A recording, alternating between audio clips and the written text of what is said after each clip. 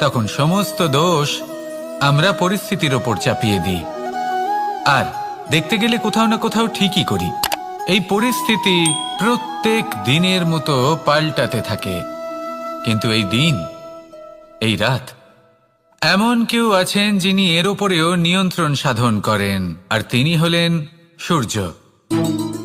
ঠিক সেই রকমই আমাদের জীবনেও সূর্য হলো এই মন।